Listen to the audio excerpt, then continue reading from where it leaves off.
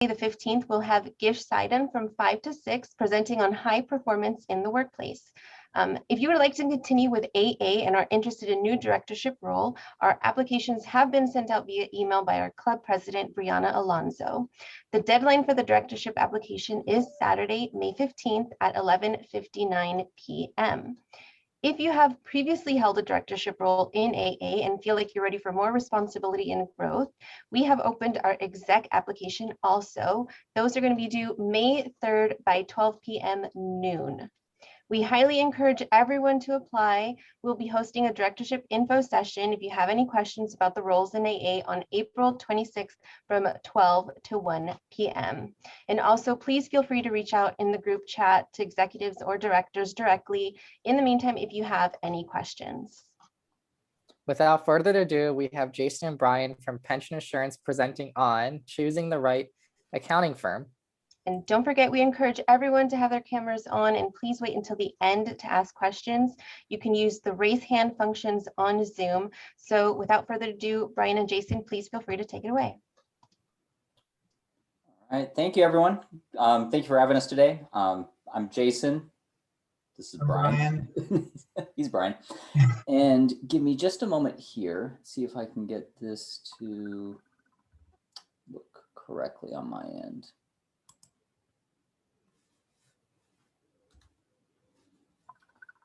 All right.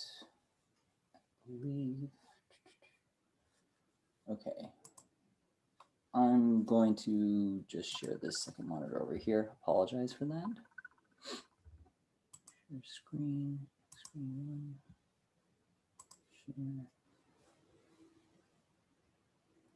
Share. Is everyone able to see the slide deck currently? Yeah. All right.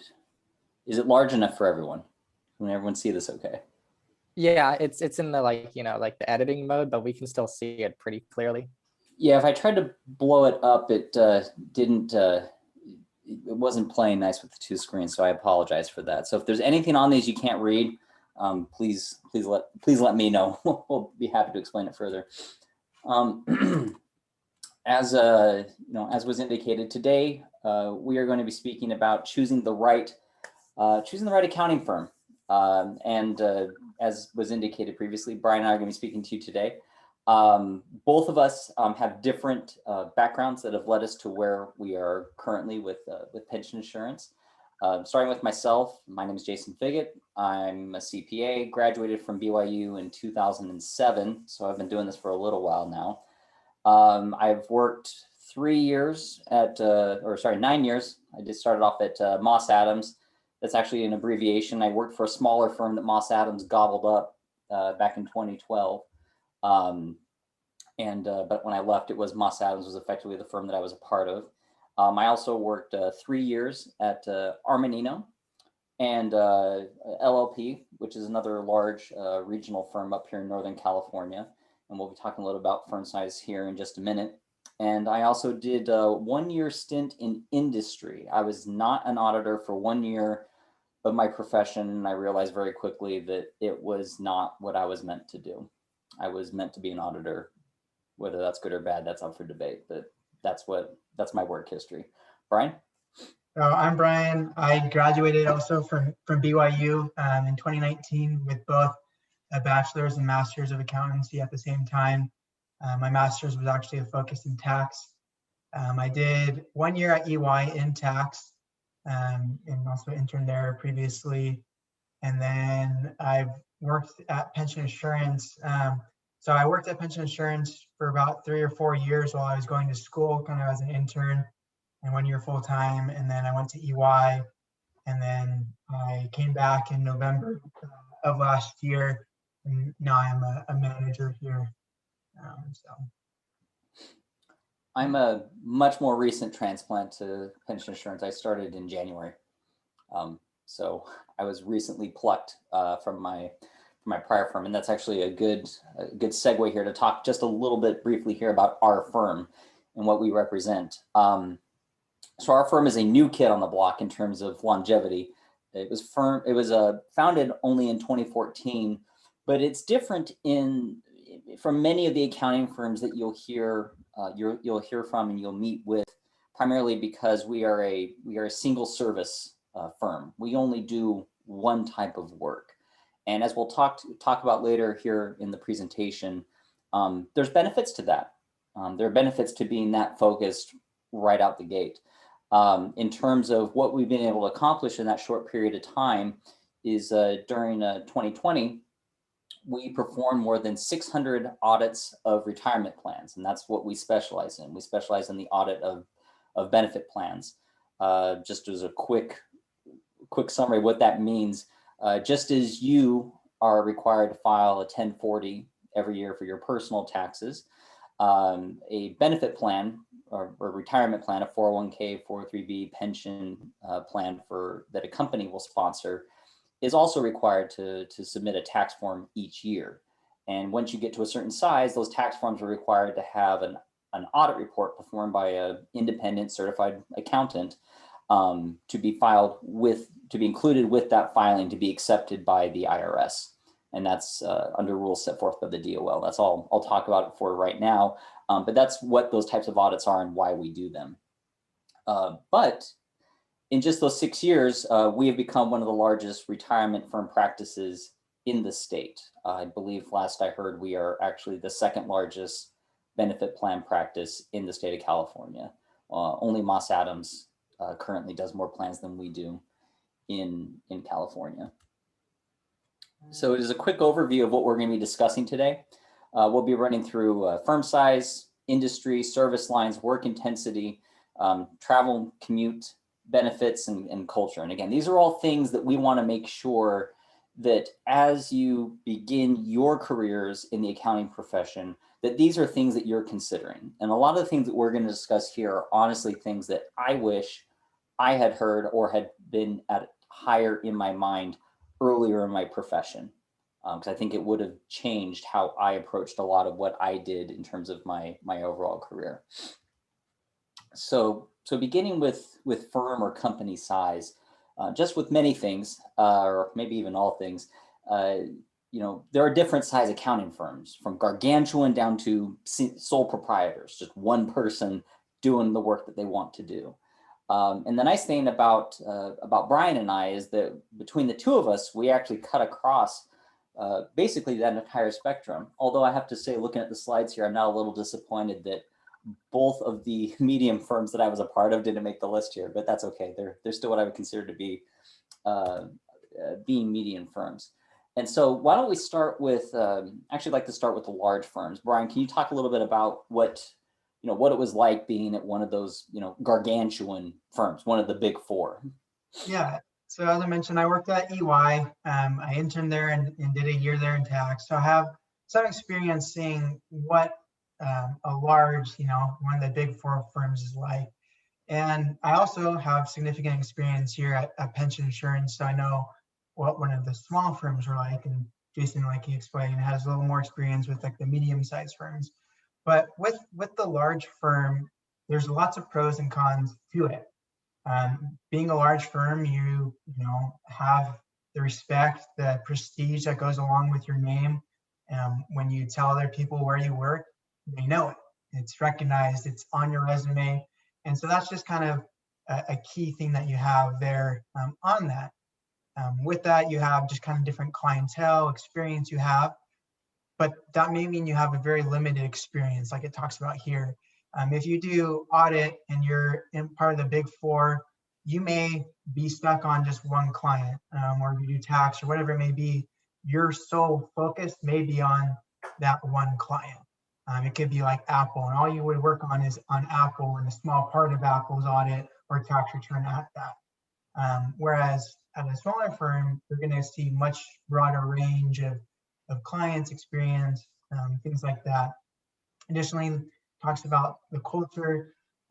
Something that's also really big to realize within a large firm is the culture is very different, even in each office.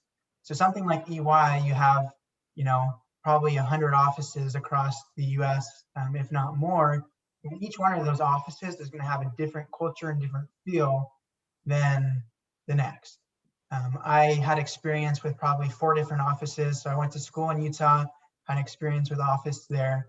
and had experience with 3 offices here in California, in Southern California. And every single one was quite different.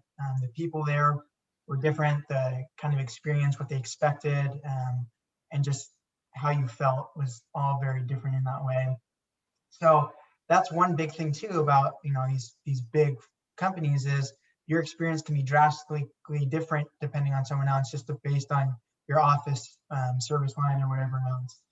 We also have a lot kind of more policies on how you do things, a lot more training, a lot more rigid about reporting and everything else because they have to. And there's just a lot more requirements they have, a lot more things they have to keep uniform. That can lead to better benefits. Like it says here, they can make health insurance plans cheaper because they have a larger workforce. Other things they can provide, they can have bigger deals with travel agencies, other things like that to help, you know, you personally with travel. But at the same time, it can become stricter with their things. It's more rigid with what they can offer to everyone because they have to make it available to everyone. And so there's smaller niche things that you'll get at a small firm that you won't get at these large firms, just in different insight. And something we'll talk about maybe later, but something just as what happened here at Pension Insurance is for Christmas, everyone here got like an Apple Watch as a gift. That's something you can do at a small firm that you're not going to do necessarily at a large firm. And so, yeah, maybe some things are a little more expensive. We don't have as much, but we have different unique things that we can get here too. So there's a lot of variety and a lot of differences, pros and cons to both a big, large, like Big Four style firm compared to a small like pension, or even compared to a medium sized firm. I don't know, Jason, if you want to lead into any kind of differences there about a medium sized firm. Yeah, so it's interesting because the firm that I first started with when I came out of college was a firm of a total of 200 people that was based here in San Jose, where I live currently, and that's I would still consider that to be a small firm, but it was definitely on the larger size of a small firm. I mean, by comparison, Pension Insurance I think is, you know, we're 40-ish, 45 people. And again, we're all auditors. At my first firm that I started with, we were 100 auditors and 100 tax professionals. It was very, very cleanly split between the two. And so we definitely had the small firm benefits, but we were starting to get to that size where you were starting to see kind of some of those drop away. One of the things that I will say that I really enjoyed working at the smaller end of the spectrum for firm size is that you're really much more masters of your own destiny. Something that you'll have to become acquainted with as you move through your career is that there's certain things that you wish that you had more control over in terms of what was happening at your office, whether it was policies, procedures, the direction you're going and everything else. And at a smaller firm, because there's just fewer decision makers and there's less red tape, you can make those decisions, or you can be much more influential on those decisions much earlier in your career. I mean, there were policy changes that I know that I helped affect as a third-year staff / new senior at my first firm. That's not going to happen at EY, or it's very unlikely to happen at EY. Or if you're saying, hey, you know, this is a problem, we need a way to be able to address it. I remember that after we were acquired by Moss Adams, there were a couple policy changes where I thought they were very frustrating and they were encumbering our ability to be efficient. And when I went to our lead partner of our audit group at our office as a manager at the time, I was just basically told we can't do anything about it because it has to go through 4 levels of approval just in the Bay Area. And that's not even counting what's going on up in Washington or in Texas or any other state that we have operations in. And so that was frustrating. You're kind of stuck on that track, so to speak, when you're with some of those larger firms. Being a smaller firm gives you a little bit more of that flexibility.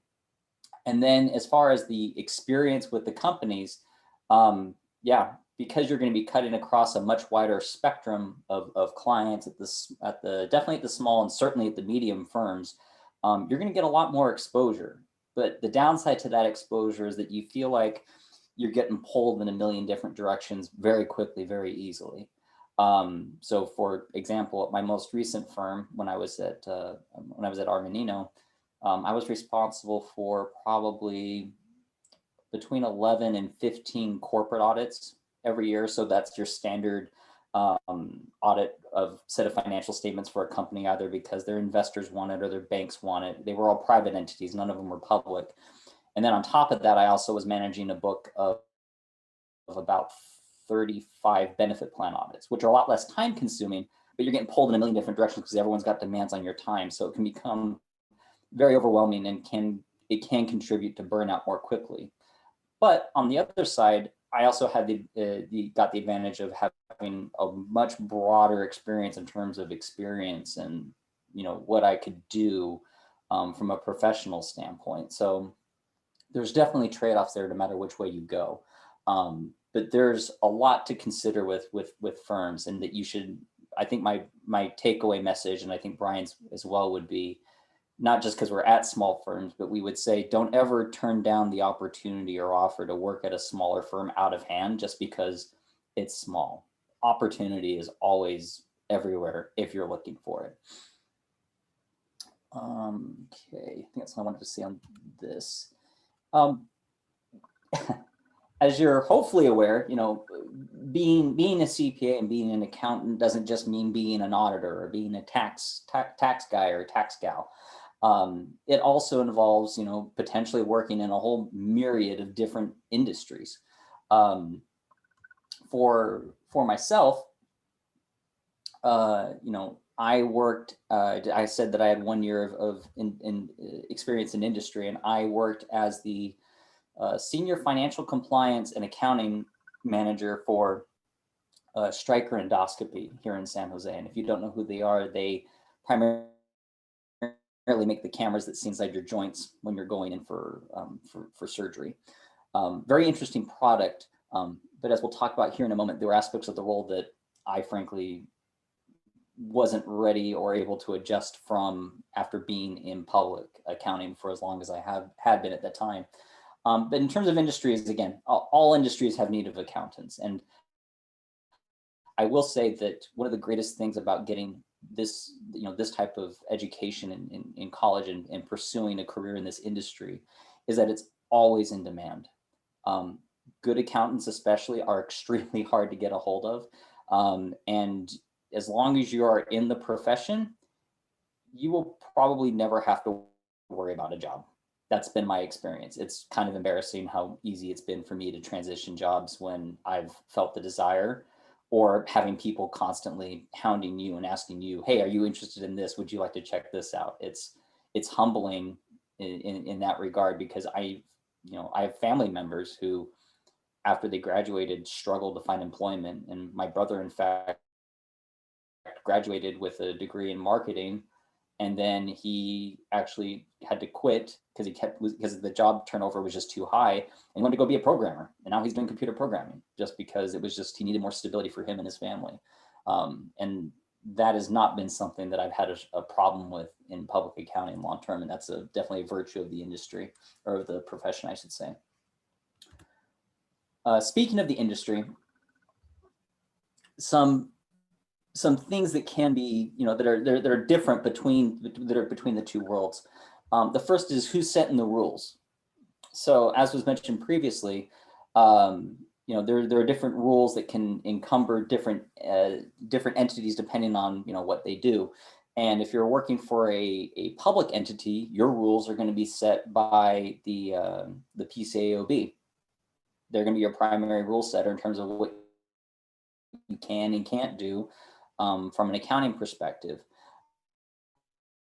FASB. And while their rules definitely have a lot of overlap, there are reporting differences between the two. So there are some subtle differences there.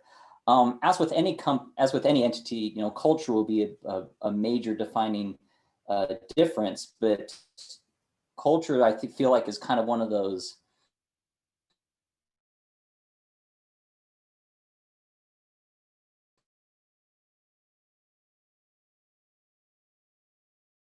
sort of thing with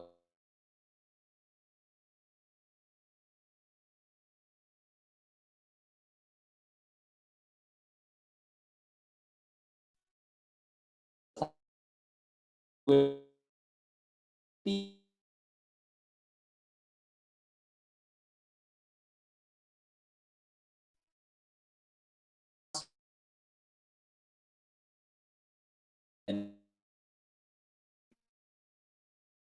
whether we want to be or not.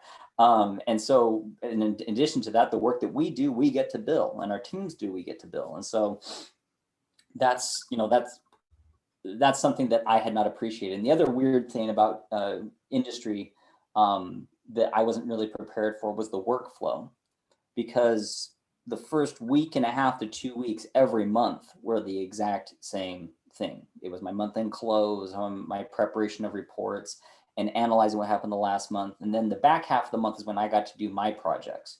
Then the next month would turn over and it was the same thing. And so while, yes, you do a lot of the same thing over and over again for your, for your clients in the public sphere, industry, it felt a little more jarring because it was in much broader strokes and it was happening regardless. Being in public accounting, especially as you move up, you very much get to set the pace of your own, of your work. There's still a volume of work to be completed, but you have a lot more control about when that's going to happen. And that was pre-COVID, and it's continuing under COVID. Industry has had to adapt in a lot of ways for that, but that's still, they're still stuck with their month-end close at this point in time. And yes, we deal with deadlines in public accounting, but from an industry standpoint, that was one of the hurdles that I could never overcome. I knew people who really liked having that sort of structure to their lives, and I said, great, this is perfect for you. But it wasn't something that was speaking to me. Up next, Brian's going to speak regarding service lines. And Brian, just let me know when you want me to toggle over. Yeah, so when you kind of combine the idea between firm size and industry, you get the aspect of accounting service lines. Within each of those service lines at a Big Four or other company, you're going to be working with different industries. And then when you get to private, you're within its own, that's what's commonly called industry as well when you're working for the client itself. So there's a lot of different aspects you got to think about when you think about going to an accounting firm, and specifically what kind of service line you want to go to. So if we go to the next slide, we're just going to give you kind of brief explanations about them. And I have experience working in 3 of these. I've worked in audit, I've worked in tax, and I've worked in private. I kind of dabbled in government in one job because I worked with the school doing grant reporting, which is governed by government reporting, how it says here. You'll have to learn a little bit about government reporting just for the CPA exam if you do plan on doing that. That's the only time really most people learn about it and do it, unless they decide to go into that as a profession, because it is a little different. It is unique in that regard. But it's something you do that's basically based on budgets and expenses, and it can be good to learn to do it if you also just are curious on what your local government or any other kind of government spending is like and what they're actually doing. You can have a better understanding of how it operates. Within audit, there's different areas. Like it says here, you're basically providing a reasonable assurance that the financial statements are accurately being reported. Within that, you're testing different items. It varies, based on whether it's a private or public company, what type of industry it's in, whether you have inventory accounts or not, if it's cash heavy or not. And there's a lot of different aspects that's going to affect your audit and when they're due. And one big thing to think about too with these different with these different service lines, and we're going to talk about it next also, is kind of the work intensity or the workflow. With audit, you generally have a due date, it every year, and you're going to be busy about a month or 2 for sure, at least before that due date every year. It's going to come no matter what. During the off time, when it's going to be a little lighter, there's going to be other smaller due dates. You're still going to be somewhat busy, but it really picks up heavy for about 2 months or so before that due date. With tax, generally, if you're doing the tax compliance, you're doing the reporting on them, filling out the tax forms, you're going to be busy probably February to April and August to October. Other times of the year, it's going to be a little bit lighter. There's going to be other stuff going on, but you're going to have that work. If you're in more of a tax consulting role, then you can have different due dates depending on whatever that project is. That goes with advisory when you're doing, it's mainly project-based. And so you'll have no idea each year what your schedule is going to be like. One year you may be busy for 6 months out of the year, working 80 hours each week, trying to get done this project. The next year you may only have, a week of that. It can change whether that's the week before Christmas or it's in the middle of the summer. It really just depends on the projects and how things are progressing. Private, Jason spoke a little bit about that, about how basically every month you have very standard things you have to do.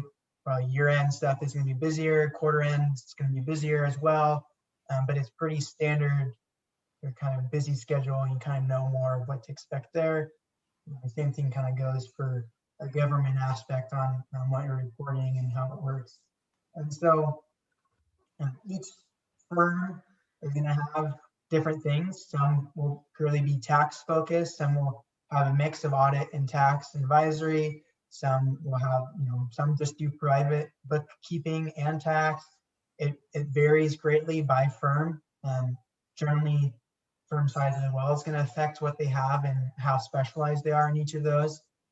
So if you're able to figure out what you want to get into, it's also important to look there for your firm, what they specialize in and what fits you, because firm size influences that, industries influence the aspect of those as well. So, and it's going to lead into your work intensity, which I believe is the next slide if we want to go to that. So kind of what we talked about a little bit, just how many hours you're working each week. Big Four has different requirements compared to a small firm, compared to a medium firm, what they expect year long. In busy seasons, each service line has it differently as well. So that's just kind of things to keep in mind as you look at your firms. Yeah. Is there anything you want to add, Jason?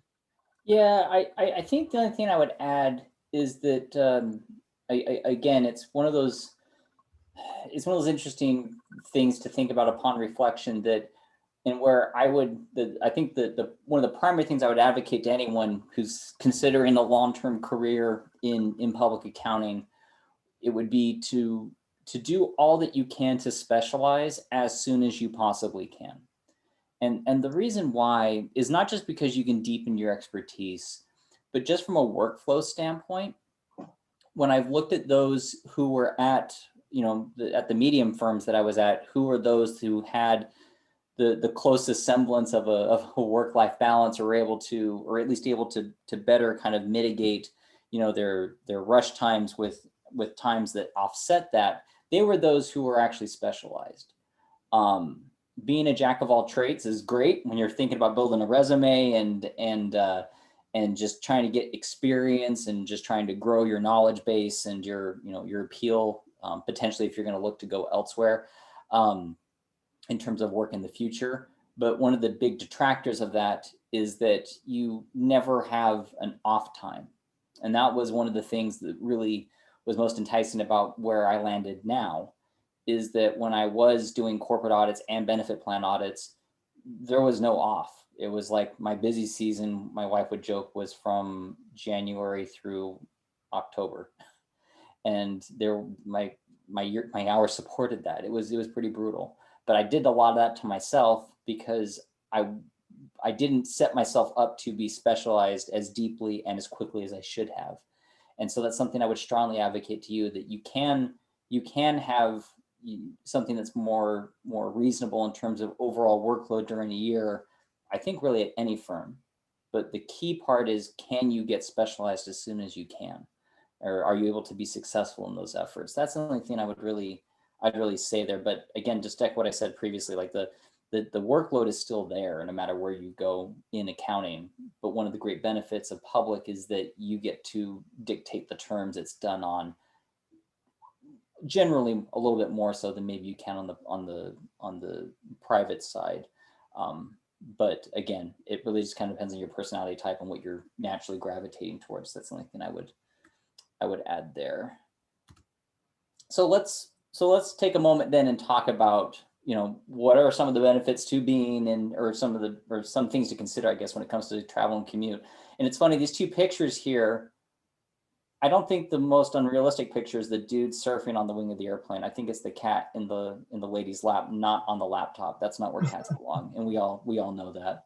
But when it comes to travel and commute, it's kind of one of those, for lack of a better term, it's one of those sexy things you get to think about, at least with public accounting, where it's something you can participate in.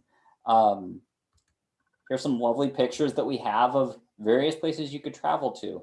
I was actually really happy that when I looked at these pictures, I recognized 4 of them outright from places that I actually had been to either conferences for or had served clients there.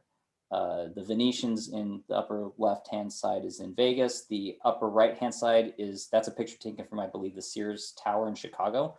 I've had a couple clients there over the years. The bottom 2 left and middle, those are San Francisco, looking at Fisherman's Wharf, and then at the Bay Bridge. Bottom right, I wasn't sure, but if I was to guess, I'd say Palm Springs.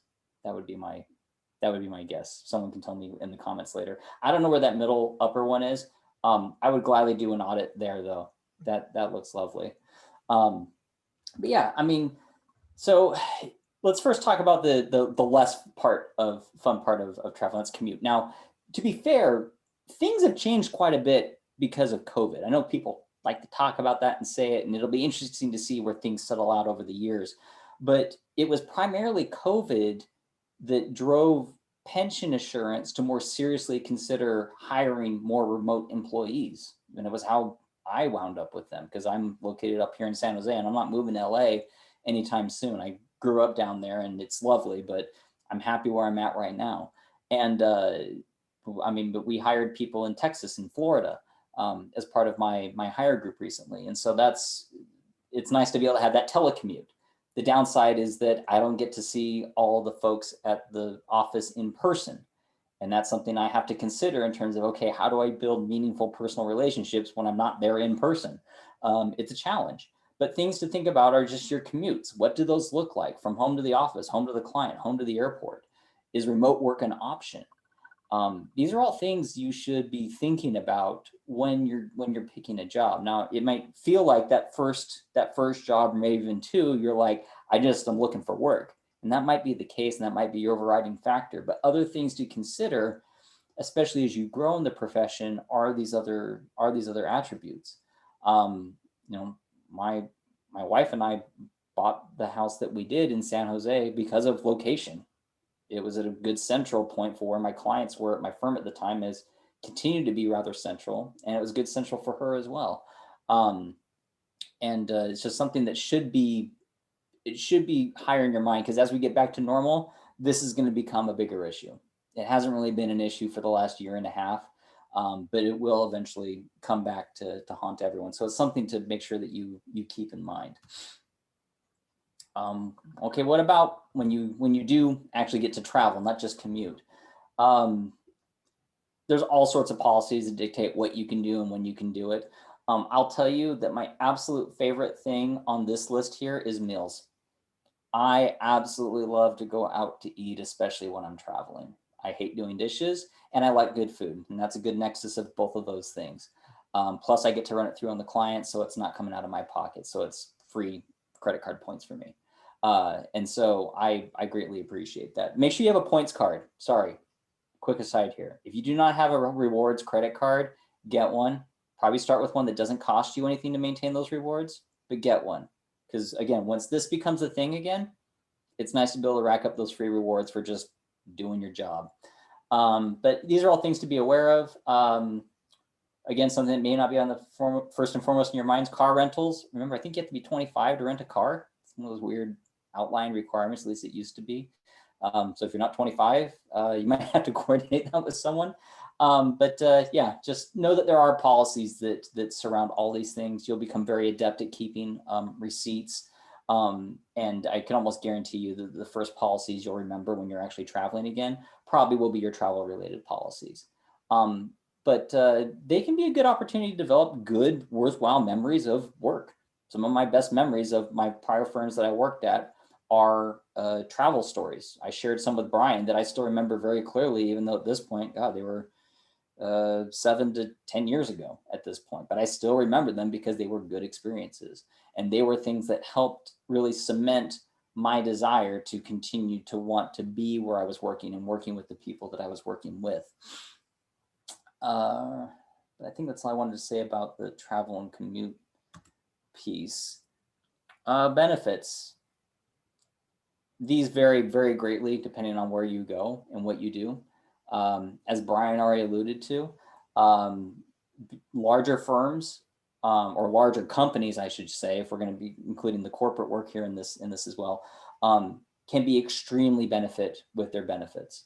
My wife works at Intel, and their benefits are the best that I've ever seen. And so no disrespect to any of my companies that I've been with for the last 5 years. But their benefits at her work are infinitely better than anything I've seen at any of my employers. And so I piggyback on hers unabashedly because it's a great offer. But this is something you should be aware of and you should be thinking about. Smaller companies will not be able to offer as great of benefits here as larger ones probably will be able to, just because of the cost involved and what they can leverage bringing 10,000 employees to bear versus 10. The things that we have at pension insurance that do make us stand out a little bit, at least I think so, based on what Brian's telling me in my own personal experience, is flex bank hours. So we have a policy where overtime that you're working during busy season, you get to bank those hours away. And when it's not busy season, you can use those to offset your work time. So you're working 60, 70-hour weeks when it gets really close to the deadline. You then get to flip that around and work a 10-hour week or a 20-hour week on the backside once you're past the deadline without taking PTO. It's just like, no, I'm just going to work 3 hours a day and call it even. So that's pretty cool. That's a good benefit. Brian? Yeah. Want to say about this? So that's something I would say is it's something you want to look at. Other things that kind of Jason just talked about with travel, commute, and your benefits, they all kind of wrap into one. In addition to just the salary that you're going to get paid, as well as the work that you're going to be doing.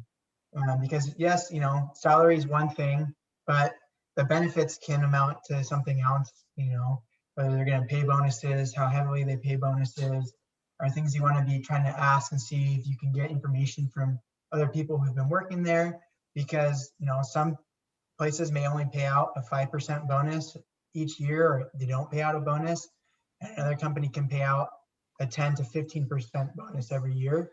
And so if you factor that into your salary, that can make a big difference. If you factor, cost of health insurance, one can cover it all and one doesn't cover anything. And so that could be a couple $1,000 difference there at least. So that's things to think about as well that you don't always think. Same thing with commute. Some people won't help with commutes. And so if you're driving 2 hours every day and, spending gas money, that adds up and can take away from what you're bringing in. Obviously in COVID times with telecommutes working from home, it makes, things we don't think about as much, but when you start getting back in the office, probably next year and in 2 years from now, and you guys are graduating for sophomores, there are going to be things that you have to consider.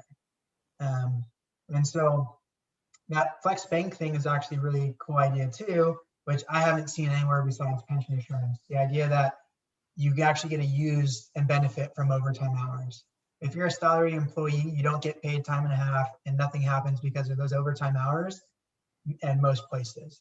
But here you actually get to use them. And so in the past for me, I've had a 3-day work week only from November until February because of that flex bank policy. And so it just is another benefit for me that helps really add to my work-life balance. So maybe I'm not getting as many benefits or paid out as much in other areas, but the fact that I have kind of 4 months where I'm only working 3 days a week and it's set that way is pretty nice. So those are definitely things that you think about. And that kind of leads us in kind of into the next slide that we want to talk about is the culture of wherever you're going to work. And that's kind of the hierarchy of everything that we've talked about too, is just kind of the culture and how each company works, each firm. Do they have a hierarchy? Is it very rigid with decisions? Here at Pension Insurance, we try to be pretty open. I came in, back here in November, and helped make a policy change for the whole company less than a month later. While I was at UI, something kind of happened, try to have things change, and it had to go up 5 levels and took over a month for me to hear back that nothing was going to happen. So there's just differences within the companies, and the accessibility you have to top leadership depending on size, your mentorship programs are things to look about. Do the firms care about you? Do they have something in place that's set you up for success? Do you have access to the partners, the senior manager level, or are you really not able to work with them? Big things are personality fits and diversity. Does the group of people you're going to work with, does it match what you want? Do the people you see there resemble people who you would want to be like and want to be with? Stuck in an airport or on a travel or whatever it may be. Do they allow you to work from home if they need to? Do you have to call in every minute if you're going to be late, if you're going to miss a day? How rigid is that policy of taking time off? If they provide food, do they have firm events, traveling? They're all things that are going to happen and things to consider. Obviously, right now, travel is not really happening with COVID, but it will start to be a thing that you consider again. And it really changes once you get into the workforce. Also, just the idea of food and meals. And so the next kind of set of slides we have just kind of go through some of the culture here at Pension Assurance that I just want to give you about what you'll get from a small firm. So in here are lobsters that our partner, John, who founded the company, goes and catches. So he's an avid kind of deep sea diver and lobster catcher. So he would bring them into the office, kind of hand them out, cook them. That's just what he did. That's part of the fun uniqueness you'll see at smaller firms that you probably won't have at a big firm. It's just, potentially more rigid, not as appropriate, other things like that. I've been at other small firms and no one else has ever shown up with lobsters, self-caught or offered otherwise. So I like these pictures. They made me happy. I feel bad for the lobsters, but it's their fault that they're delicious. So you have that. Once again, just kind of our open, laid back office feel. On the hoverbird is our partner, John. Like I said, his founding partner. He's the guy who catches the lobsters. But as you see, he's riding a hoverbird around the office. He's in a graphic tee and jeans. That's just kind of the style when we're in the office anyways, is a more laid back, relaxed culture. And that's going to be different depending on the firm you're at, whether they require button down shirts or suits, or whether they're okay with jeans or not. Another thing is, when you get into busy season, what do they like? Here are a few of the dogs of our office. Various different partners and managers and seniors would bring their dog into office during busy season, whether they just needed a break, wanted to bring, lighten up the mood, whatever it is. It's just something we did to help us get through, challenging times. I had a client at my former firm was the Humane Society here in Silicon Valley, and one of my senior that was on it, I asked her if she was going out for field work, and her answer was always yes, and don't ever take me off that job. And the primary reason why, she's a dog person, and I think that in their accounting office they had 5 people and about 12 dogs that were back there at any one time. And like different dogs just come up and just cuddle with you as you work. And she's like, "It's the most productive and happy day I have during the whole season." I'm like, okay then. So she went out there every week. But yeah, the dogs make a difference. Go ahead, Brian. So here's just kind of some of the shenanigans we have during our busy season. You just try to think about things that make it fun. So here at Pension, one thing we did was we created a financial dragon. So after a partner would review the draft financial statements and make up their comments and everything had been addressed and we were done with it, we load it up into our shred bin. Eventually your shred bin kind of overflows. And so we decided to create a dragon one year.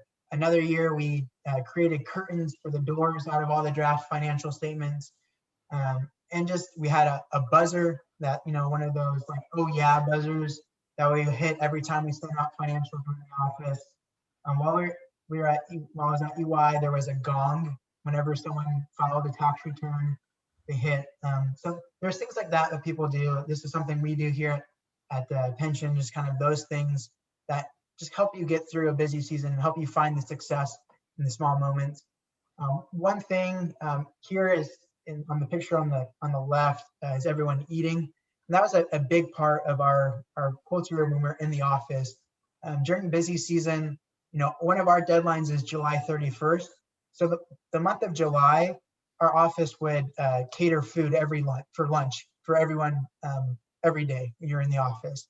And we would always usually take time off to eat together, just kind of as a break, get away from your desk, relax for a little bit of time, and enjoy the meal, and then you go back and refocus and go about it that way. You see Scott there is taking a quick nap at the desk during the middle of the day. Just things that happen, during a busy season. That's our culture. Laid back, in a sweatshirt, just chilling there. No one's on his case saying, "Hey, aren't you working? Get back to work." It's a much more laid back, trying kind of more of a family feel in the office. And then we're getting to some of the events we do as a small firm. Things what we've done in the past and we're looking to do in the future also is we've gone to Magic Castle before.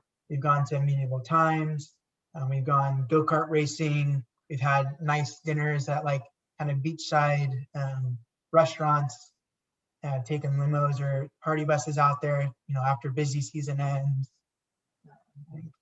We've gone, if you go to the next picture, we've had our holiday. That's go-kart racing one day. I think the next one, that's end of busy season, taking a limo or party bus out to nice restaurants down like on Malibu or other places like that. Gone bowling a couple of times as a firm, just either start off busy season, middle of busy season break, or ending busy season. We've gone to, for a holiday party, we've gone to Universal Studios as a company. We've tried to give back. So we've had community service events with the Regional Food Bank. Here is kind of pictures of some of the travel that we've had. There's a conference that we go to and try to bring out all of the kind of managers and above the CPAs to go to. It's out in Vegas, other places.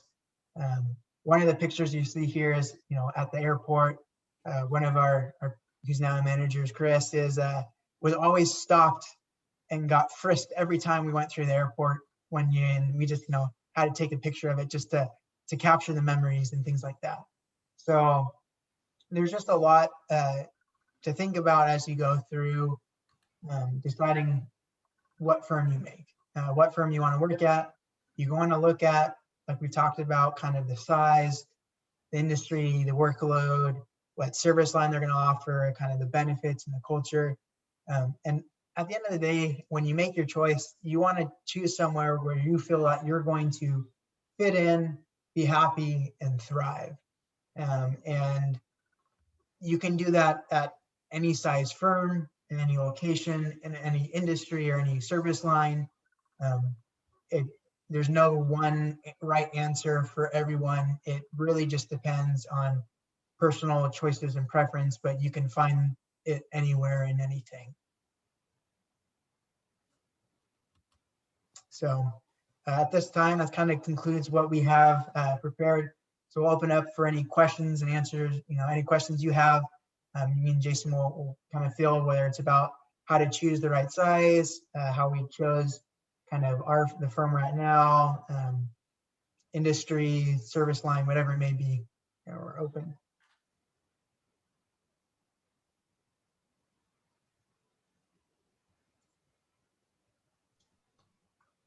Well, I actually did have a question for everyone.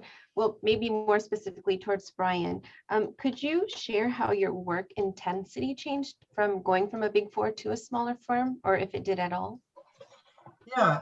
So it's just different for a couple of reasons. I switched. Not only did I switch from a big firm to a small firm, I also switched from tax to audit, and also kind of moved up from kind of a staff senior role. I just have been promoted for about 2 months to the senior role at Big Four, and I moved now to a manager role. So there was kind of 3 things that all changed for me when I made that switch.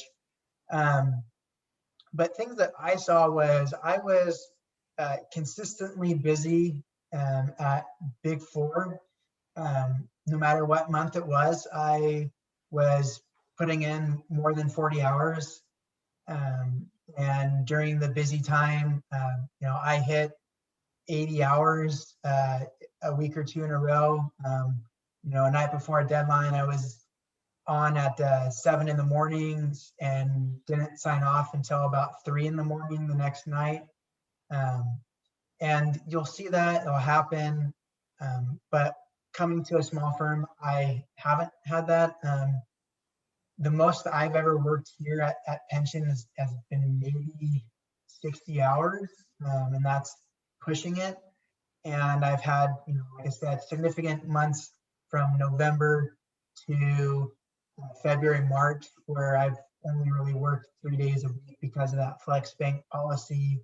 And it's just, for me, it's significantly decreased. I have my couple months where it's more intense and I know what I'm doing, but the rest of the year it's a lot more manageable and easier to handle. Thank you for sharing. Justin, you had a question? Yeah, I just want to know about like, so I'm like, for example, I'm a sophomore. I have internship offers, and like, how did your internship like help you determine what firm you want to go with in the long run?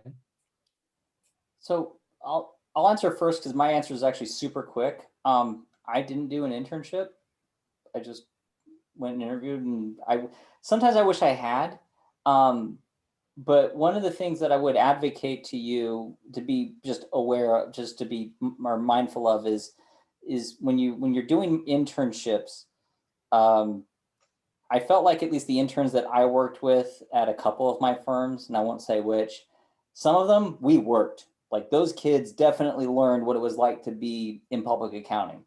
And others, I don't think they have any clue what they did in public accounting when they left. They had a great time. They went to fun places. They went to Disneyland. They had their like fun get together and activity Fridays and other things. And I always kind of was like, do they understand like what they're getting into? Like, I understand that it's like, you know, you're not working here yet. We're trying to put on a good face. We're not trying to trick you. Just like, do you really understand what you're getting yourself into? Do you really understand what the profession's about?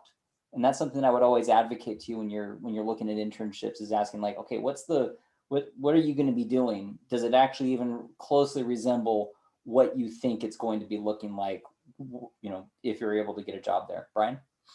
Yeah, so I'll add on to that. And I did a couple internships. I did one with EY, and I've done them with pension insurance. And what Jason said, I think, is exactly right, is you have to look, when you do your internship, just kind of take a step back and think about it. Do I really think like what that experience was is how everything else is going to be like if I work here? And just kind of look at the people who are above you, who are kind of giving you the work, and ask what is their life like if I can manage it? What are they telling me things are like? And understanding that.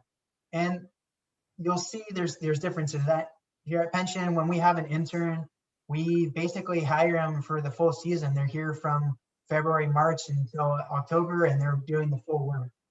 When I did my internship at EY, it's for 8 weeks. And honestly, during the summer, EY had a full week off during the 4th of July. You have a conference 1 week, you're training 1 week, and then you have your goodbye week. So for me, I really had only 4 weeks of actual kind of work compared to my 8 weeks in the whole internship, compared to having 8 months of actual work. So you just have difference depending on the size and the time and length of your internship. You're going to have different experience knowing, okay, is this actually the work, and do it? Can I enjoy it? Or is, all right, do I have to like take a step back to really understand what it's going to be like? And it's not saying it's going to be bad or it's going to be different if it's, you had a shorter internship or whatever it is. It's just, am I getting caught up in the fun activities versus do I understand the work? And, to me, the work itself between what I did at UI and pension insurance isn't extremely different, and I can do it either one. But just thinking about, and that was something that I knew it because I had kind of 3 years or 2 years of experience of actually working before moving to do my internship at UI. I had an idea of what things would actually be like later on, so I could take that step back. But if you haven't had any work experience before about it, just make sure, like Jason said, you kind of take a holistic approach to the internship and don't just base it based on the fun, but trying to really understand the work.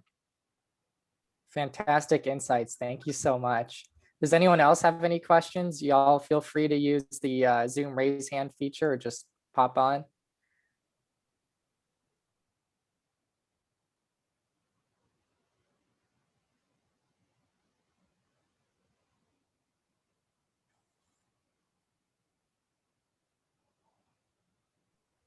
I have a question.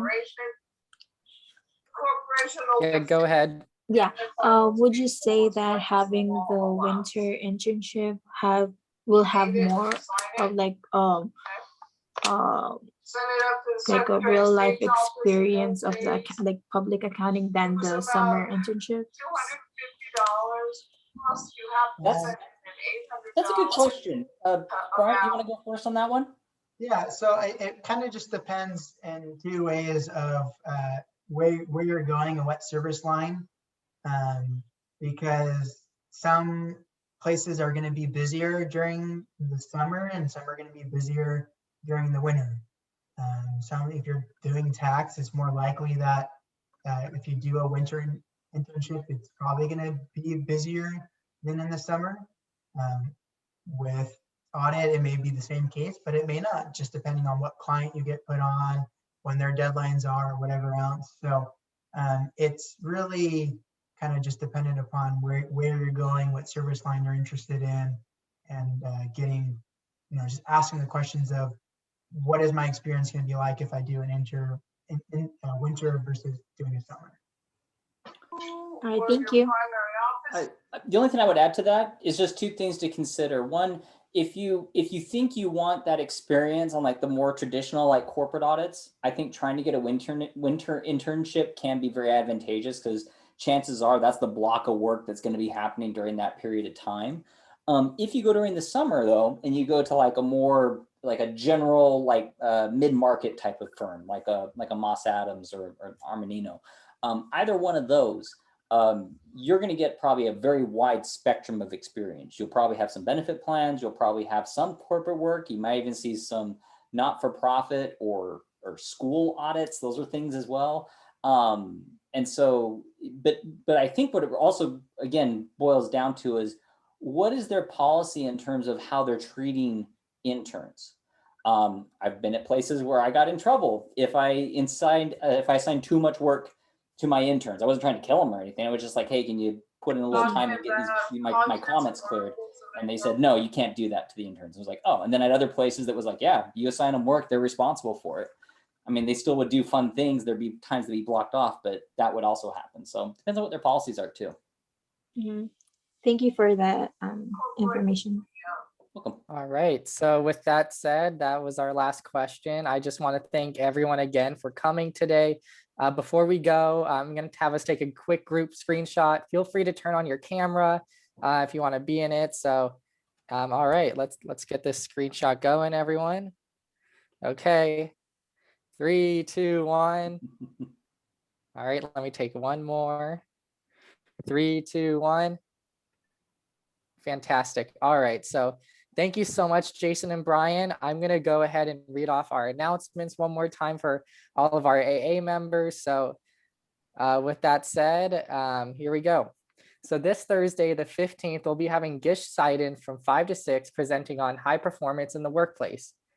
If you would like to continue with AA and are interested in our new directorship role, our applications have been sent out via email by our club president, Brianna Alonso. The deadline for the directorship application is Saturday, May 15th at 11:59 p.m. If you have previously held a directorship role in AA and feel like you're ready for more responsibility and growth, we have opened our exec application also. They are due on May 3rd at 12 p.m. noon. we highly encourage you to apply. We will also be hosting a directorship info session if you have questions about the roles in AA on April 26th from 12 to 1 p.m. Feel free to reach out in the group chat to executives or directors directly in the meantime to ask any questions you may have. So again, thank you so much everyone for coming. Thank you, Brian and Jason, for all the amazing insights. Everyone. Very welcome. Take care, everyone. Thank you. Bye.